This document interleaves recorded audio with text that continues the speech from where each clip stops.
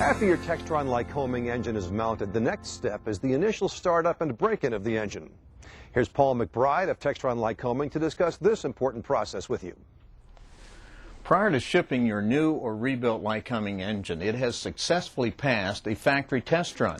Once you take delivery of your new engine, follow the initial startup procedure as detailed in the latest revision of the Textron-Lycoming Service Instruction 1427. All Lycoming publications are now available on a CD-ROM. We strongly recommend that you review this publication prior to your initial startup and test flight. Some of the highlights of this publication include instructions that will ensure successful startup of your engine. Number 1, perform a ground run-up test to ensure proper oil pressure and check for oil and fuel leaks.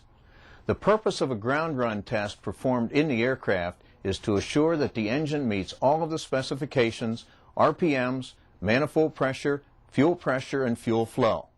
Limit your test run to 3 minutes so that the temperature on the ground will not overheat and cause damage to the engine. Number 2, follow the recommended stated procedures for your first test flight, including the description of power settings and the duration for each setting. The purpose for engine break-in is to seat the piston rings and stabilize oil consumption.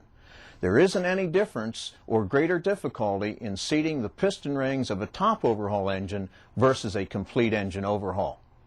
You will note in the instruction that in order to seat the piston rings in a newly overhauled engine, you will want to cruise the aircraft at 65 to 75% power for the first 50 hours. So if you follow these simple steps, your oil consumption will stabilize and the piston rings will be properly seated. John Hazlett of Ameriflight Incorporated is a specialist in this process.